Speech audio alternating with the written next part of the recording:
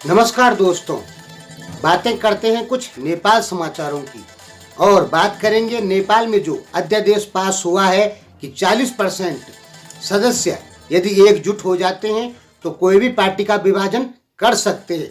इसके बारे में इससे पहले बात करते हैं कोरोना लाइव अपडेट अभी तक का। तो दोस्तों, अभी तक दुनिया भर में 24,81,045 आदमी संक्रमित हुए और टोटल मृत्यु हो चुकी है 1,70,425 की। रिकवरी हुई है 6,46,777 की। अमेरिका में 42,514 आदमियों की मौत हुई है। स्पेन में 20,852 आदमियों की मौत हुई है। इटली में 24,114 आदमियों की मौत हुई है। फ्रांस में 20,265 आदमियों की मौत हुई है। जर्मनी में 4862, यूनाइटेड किंगडम में 16,509, ईरान में 5209, भारत में 592 इतने आदमियों की मौतें हो चुकी हैं। तो अब बात करते हैं जो नेपाल सरकार ने अभी एक अध्यादेश पास किया है कि यदि 40% सदस्य किसी भी राजनीतिक पार्टी के एकजुट हो जाएं तो वो किसी भी पार्टी का विभाजन कर सकते हैं। दोस्तों, इस पे हम ज़्यादा नहीं कहना चाहते हैं, इतना ही कहेंगे कि ये भविष्य में बहुत नुकसानदायक होने वाला है नेपाल के लिए। इससे क्या होगा कि विदेशी ताकतें जब मर्जी तब आपकी सरकार गिरवा सकती है। दोस्तों, आपको पता होना चाहिए कि यूरोपियन यूनियन या अमेरिका भारत में मोदी सरकार को नहीं चाहती है। वो चाहती है कि भारत में गठबंधन सरकार हो, जिससे हम भारत से अपनी बहुत सारी बातें मनवा सकें, क्योंकि गठबंधन जो सरकार होती है वो हमेशा विदेशी दबाव में ही काम करती है, चाहे वो भारत में हो चाहे वो नेपाल में हो। हम ज़्यादा न कह के एक छोटा सा एग्जाम्पल आपको देते हैं।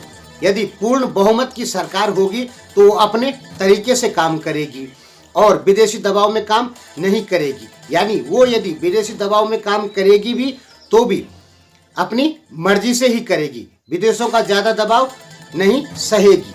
लेकिन जब गठबंधन सरकार हो जाएगी तो एक उदाहरण दे रहे हैं, जैसे आपके पास यूरेनियम है। उदाहरण के लिए हम एक बात आपको बता रहे हैं, यदि आपके यहाँ गठबंधन सरकार है और आपके पास यूरेनियम है, अब किसी विदेशी ताकत को या किसी देश को वो यूरेनियम कम पैसे में खरीदना है, उदाहरण दे रहे हैं हम लोग, तो वो लोग क्या करेंगे कि जो सत्तारूढ़ पार्टी है, जो पार्टी शासन कर रही है, उसके 40% सदस्यों को खरीद लेंगे और तब सरकार पे दबाव बनाएंगे कि ये यूरेनियम हमको बेच दो।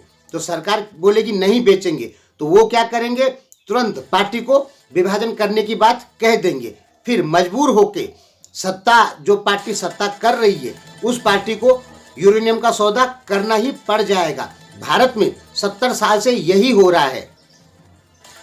ये जो पार्टियों को विभाजन करने का अध्यादेश जो नेपाल सरकार लाई है, ये नेपाल की स्थिरता के लिए बहुत ही ज़्यादा घातक है। आपको पता होगा दोस्तों कि पिछले 10 साल में नेपाल में बहुत सारे प्रधानमंत्री चेंज हो गए। अब यदि पार्टियों का विभाजन होने लग जाएगा तो बार बार गठबंधन करके ही सरकारें बनानी पड़ेंगी, क्योंकि पार्टियों में बहुत सारे जो सदस्य होते हैं वो एक मत के नहीं होते हैं और वो अपनी पार्टी को फोड़ सकते हैं, उसका विभाजन कर सकते हैं। पार्टियों को विभाजन करने का अध्यादेश बहुत ही ज़्यादा नुकसानदायक है। आप केवल इतना ही समझें, अब विदेशी ताकतों को ज़्यादा से ज़्यादा गेम नेपाल में खेलने को मिल जाएगा। 2004-05 में अटल बिहारी वाजपेयी की सरकार ऐसे ही एक झटके में गिरा दी गई थी। तो उसका मुख्य कारण क्या था? अटल बिहारी वाजपेयी भारत हित में काम करते थे और विदेशी ताकतों को ये पसंद नहीं था, इसलिए अटल बिहारी वाजपेयी बहुत कम वोटों से उस समय हार गए, उनको समर्थन नहीं मिला। तो ये गेम किसने खेला था? ये खेला था यूएसए ने, उस समय भारत के साथ में।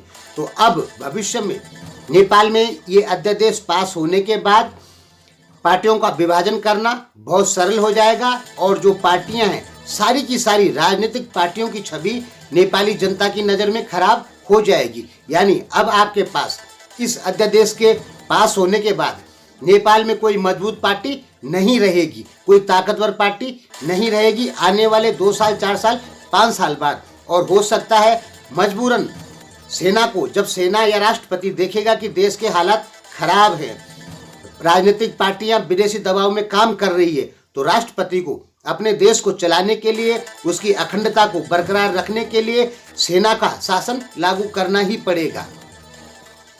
दोस्तों, वीडियो लंबी हो रही है, इस पे आप कहेंगे तो हम पूरी डिटेल के साथ में एक वीडियो बनाएंगे कि ये क्या क्या हुआ है इस अध्यादेश में। आप कहेंगे तो बनाएंगे, और इसके क्या परिणाम है और ये कैसे कैसे हुआ, इस पर हम पूरी डिटेल बनाएंगे अगर आप कहेंगे तो।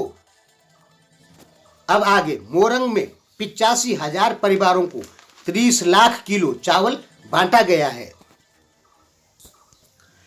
1,76,000 किलो दाल बांटी गई है, 50,000 किलो आलू बांटे गए हैं, 85,000 किलो नमक बांटे गए हैं, 49,700 किलो लीटर तेल बांटा गया है। UNFPA ने नेपाल सरकार को 2000 थान PPE किट दिए हैं। काठमांडू शंकरापुर अस्पताल को अब कोरोना उपचार केंद्र बना दिया गया है। रूपंदेही की तिलोत्तमा नगर पालिका ने अपने जेब से पैसा खर्चा करके 200 मजदूरों को गाड़ियों को बुक करा के उनके घर भेजा है। हवा और ओले गिरने से हिटौड़ा में 2 करोड़ रुपए की फसल बर्बाद हो गई और 250 घरों को भी नुकसान हुआ है। दोस्तों, हम कोशिश करते हैं अगली वीडियो आपके लिए लेके आ रहे हैं। ये 2 चीज़ों पे हो सकती है, ये या तो नेपाल में जो अध्यादेश जारी हुआ है उसके लाभ और हानि उस पे हो सकती है, या ये जो कल्प वृक्ष गिरी और सुशील गिरी जो साधु थे उनके साथ भारत में क्या हुआ ये तो आपको पता ही होगा, तो उस पे हम वीडियो बना सकते हैं। इन 2 चीज़ों पे वीडियो आएगी आपको 2 बजे तक लगभग। धन्यवाद।